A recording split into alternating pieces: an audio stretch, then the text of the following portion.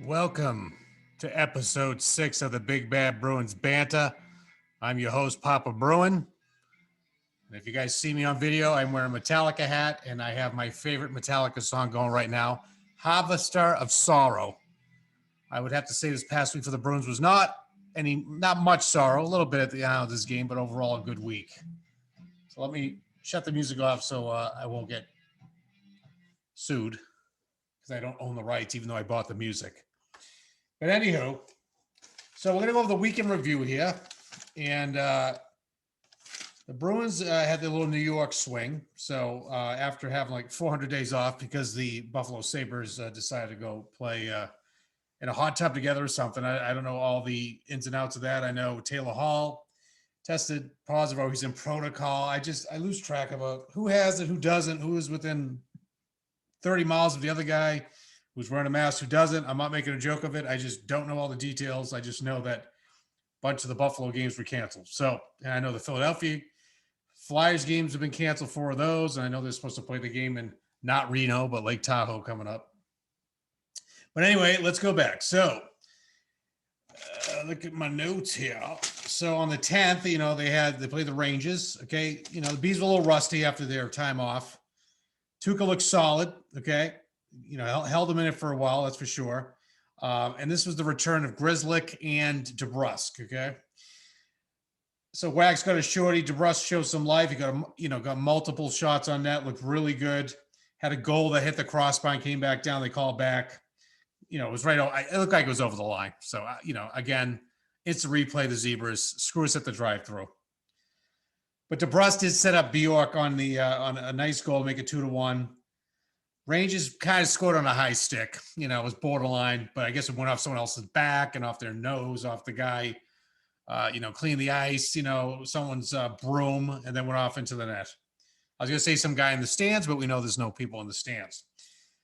So the Rangers tied it up 2-2, but then, of course, Marchand, after McAvoy does an incredible breakup in his zone, right as I've come back from the pissa, Marshy puts it away and wins 3-2. I was literally coming out of the bathroom when he was scoring. So with this team, you can't even get a piss in anymore. So I guess you just have to cut down on the crafties, or you're going to miss some action. So then they get the Rangers again on the 12th. Big Dick Nick Ritchie does it again. Don't call him Lionel Richie, say you, say me, but Big Dick Nick, not Nick Foles, who has become completely irrelevant after he beat the Patriots because he was psychologically damaged. But it was a very chippy game. A lot of Donnie Brooks, a lot of slobber knockers. Fedrick got in a big fight. Lazon got in a fight. The young kids are stepping up and throwing them down, which I like a lot. It looks very, it's really good that they're really getting their nose in there. So, they win that game 1-0. Nice shutout by Halak. And of course, now all the haters think Halak should be in the Hall of Fame now. But that was a great win. And then they play the Islanders the next night. And remember, the Islanders were the only team the Bruins lost to in regulation prior to that game. So they lost 1-0 before. So Marchand again scores again because he's phenomenal. But, the Islanders went up 2-1. Tuukka let up a softie. And I called it out on the Big Bad Bruins Nation Facebook page. I didn't say, I'm one that does call him out when he fucks up. A lot of people don't think I do sexual favors to him, as most have said. Not most, some have said, which have been banned for life. But again, they just, he didn't, that was a shitty goal. And I called it as it was. It was a shitty goal. And then Berge scored, to tie it up 2-2. And then the third period, the wheels fell off. They left a shorthanded goal, open net goal. And before you know it, no comeback. Pasta was a little lazy on D. Pasta, was on fire against Washington and so forth. And Philly, I believe Washington or Philly, I can't remember, sorry. But he doesn't look good right now. He has not been anywhere to be found. So basically, the Bruins, both regular season losses against the Islanders, and everybody's losing their fucking mind. Oh my God, they lost 2 games and all this stuff. The Islanders went to the conference finals against the Lightning, if you did not forget. I know it was with the bubble and all, but they still made it against the Lightning and gave them a little bit of a series. So, again, they're not a bad team. They got Barzal, which I mentioned Barzal again. I'm like, why can't we get guys like that? And, of course, I'm like, oh, get over it. Now, I'm never going to get over that fucking draft when we had 3 top 15 or top 16 draft picks, and we got DeBrusque, who's been shows sides of life and then nothing. Zaboral, who's now hurt, and he's been okay. He's been serviceable, but he's not a first round pick. And Cision, who's selling Tim Hortons right now. So again, I'm not gonna get over that. It's a shoulda, coulda, woulda, but that draft was just a fucking shit show in every single way. So anyway, what else we got to talk about? Today, my son and I decided to watch the history of the Boston Bruins, which was awesome. Going over all the history covered from the team when the team was starting in the 20s. Those great games against the Canadians, the fights, Eddie Shore, name it. And then going to the Esposito and Orr and Terry O'Reilly, and then more Maero and Pete Peters and Neely and Bork. It was just great to see most of it losing because they could never really win the big games. But my son kind of enjoyed that. He's more of course into the newer team because he's only 8 years old. But we did watch the highlights from 2011, which I cannot believe is 10 years ago already. I had man tears, still had the man tears going. Horton scoring against Montreal in game 5, scoring against Montreal in game 7, them kicking the living shit out of the Islanders. Excuse me, not the Islanders, the Flyers, so to have revenge in the year before. That incredible series against Tampa, Dwayne Rolson, UMass Lowell, my alumni. But that incredible 1-0 game to clinch that series made up for the game 1 loss that I went to with my friends as part of my wedding gift to them to be the wedding party. And it was funny because they're like, hey, why don't we go out after the game? And that's when Cabriolet, that piece of, God, he was terrible, coughed up the puck and the Bruins lost game 1 of the Eastern Conference Finals. And I was so miserable, I didn't want to go out after. That's how I am with the Bruins. I get miserable. I get insane. Get absolutely insane. But again, them beating Tampa, Tyler Seguin, coming into his own, had a big game during that series. And then, of course, the Vancouver series was just first 2 games were like, this is not going to go their way. They come back home. They kick the shit out of them, lose game 5, come back, blow doors again, game 6. Horton got hurt. They rallied. Tim Thomas playing out of his fucking mind. Then game 7, Bergie gets up on a goal. Marchand score. And Bergie on the breakaway, shorthand. It's just so many great memories. The feels, the man tears, everything came back. Me losing my goddamn mind at scoreboards on Woburn, which I'll be posting that video up on the Big Bad Bruins Nation YouTube soon. But incredible memories. Great to share them with my son. Makes 2019 hurt even more because that was probably their best opportunity to win another one. And again, this fucking franchise is 6-14 in the big series, the championship series. Not clutch. And you can't believe the last 2 on Tuca. We'll go there because those 13 and 19 team minus 36 combined. You don't win many like that. But anyway, so that was good reminiscing about that. I wish we could have, God, 2019 just fucking kills me. Still to this day kills me. Absolutely kills me. But anyway, and then just to go back to the Bruins of today, I know I'm jumping around, but we got the Devils on Thursday after having another 15 days off, it seemed. And me putting up a memes from Narcos of, what's that guy's name? Jesus, the guy from Narcos, the friggin' drug dealer, Pablo Escobar, sitting at his table, sitting near his pool, sitting at the swing sets, just waiting for time to go by when he was in the safe house. This is, what it's been with the Bruins. It seems like there's 5 days off between each game.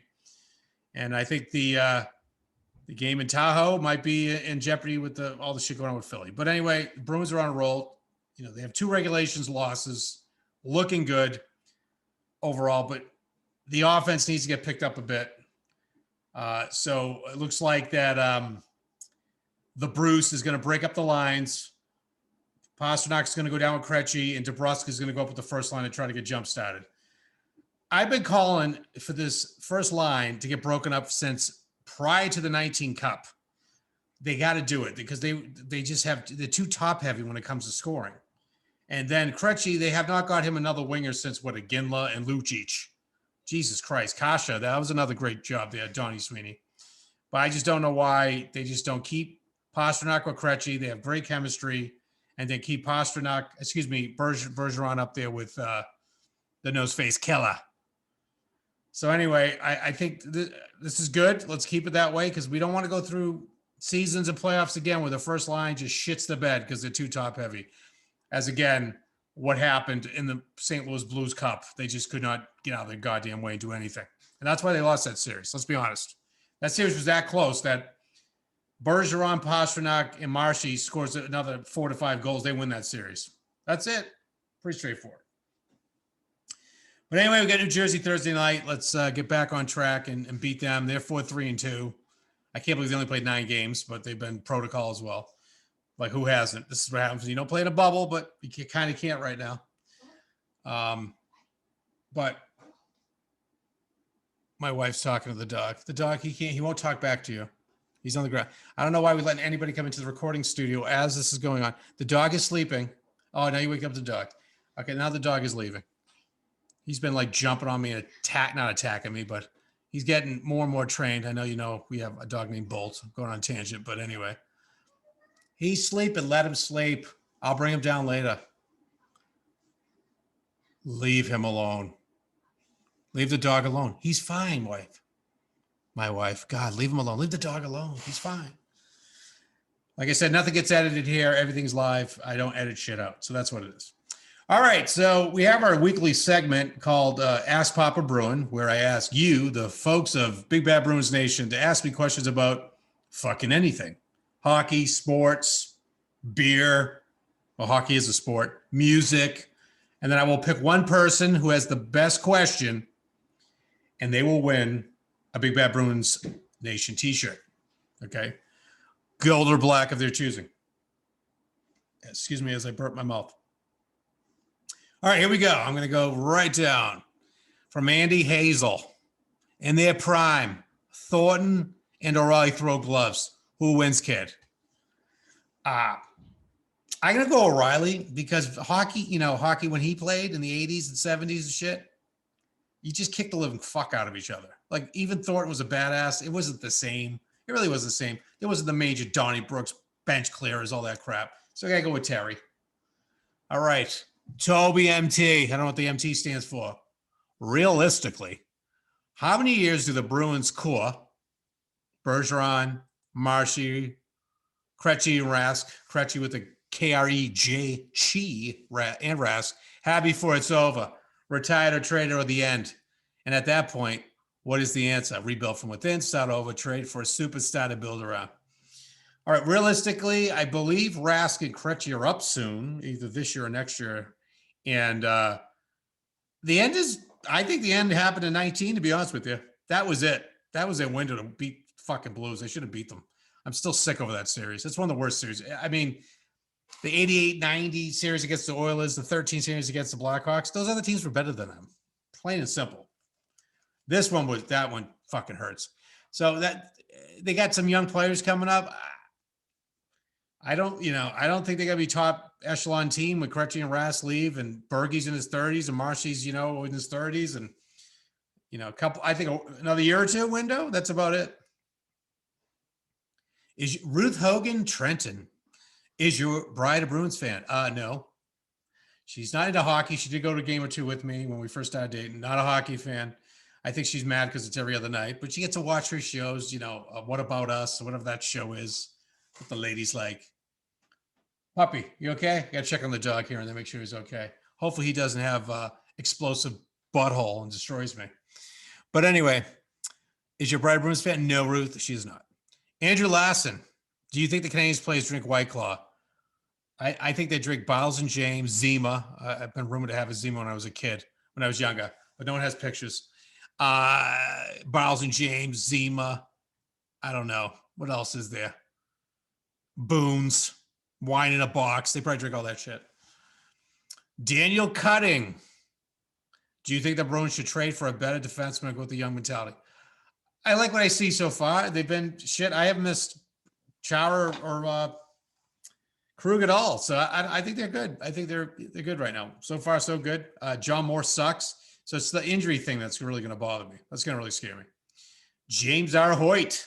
Do you feel the Caps should be wholly eliminated Oh, do you feel like it will hinder smaller markets? Well, this is a good question. Fuck, you got me stumped, James. Like Arizona, Florida, etc. Arizona, you should move to Quebec. Florida, there's like 7 people in the stands, which is only 7 more people than there is now because actually there's people at the Florida Panther games. I forgot. Of course, it's Florida. They get to they don't think the pandemic's real. So in Florida, of course, there's people at the games. Follow-up. If those teams are not generating sufficient income to compete with the survival of the fittest team, what would lead to expansions in areas that make more sense? Quebec City all day, all night. I can't believe that Quebec City, who has a stadium already, has not got a team. And then you already got the Seattle teams up there, which is fine. I like the Kraken. Let's crack. Kraken's a great name, kick-ass name. Hope to get some Kraken gear at some point. Steve Marlowe, 46, has yet to light the lamp. Yeah, he has 10 assists. Do you see age catching up with him, or is it more of the same with no good line mates? Well, he has Big Dick Nick. He had, Craig Smith. He's had about 400 different guys. Kasha. Let's go down the line. How many guys he's had since the most stable line he had with the Ginla and Lucic, and prior to that with Horton. I don't think it's him. I think he gets shifted around. Let's see what happens when Pasta gets moved to his line. Let's see I think things are going to pick up for him. John Gowitsky. I hope I didn't fuck that up. Do the Bees need more offense up front for a better attack? Well, these questions were asked before the whole jumbling up the lines. I think they need to jump up the lines for sure.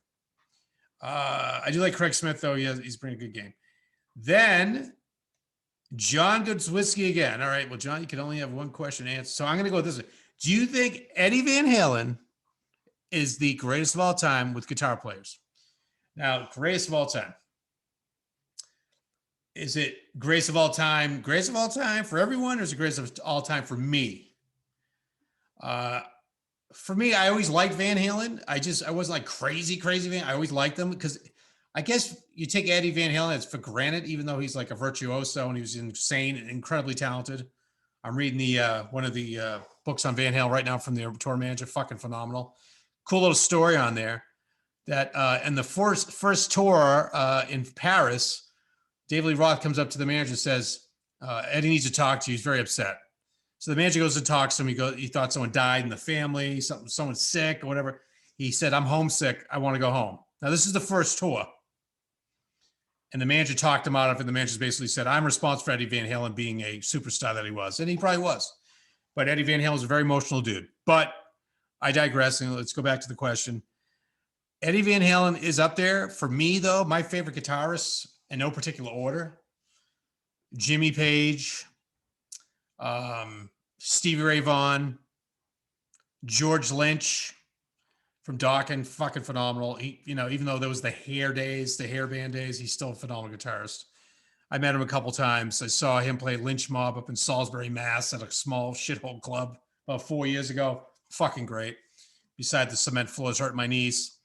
I met him at a Daddy's Junkie Music Store. He's autographed a CD I burned. This is how long ago that was.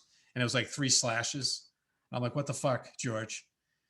But anyway, also Mark Tremonti from Creed and from Alter Bridge, and also from his own band Tremonti, which I've seen recently. Fucking phenomenal. Check them out if you don't know who they are. Tremonti's goddamn awesome. Jerry Cantrell from Alice in Chains for me is just one of my favorites. Quick story, the first time I ever saw it, I never saw Alice in Chains with Lane. I saw them with actually Jerry Cantrell's solo was opening up for Nickelback. This tells you how long ago this was. And I went there with the girl I was dating at the time. And after I saw Jerry Cantrell and they played some Alice songs, I'm like, fuck Nickelback. And we left. And then right after that, Alice got together with the new singer and so forth. And they've been fucking great. So Jerry Cantrell's up there for me. Zach Wilde I like as well. Of course, Eddie. My all-time favorite though has got to be shit. I can't pick. I think my top 3 are definitely Page, Stevie Ray, and Mark Tremonti and Lynch.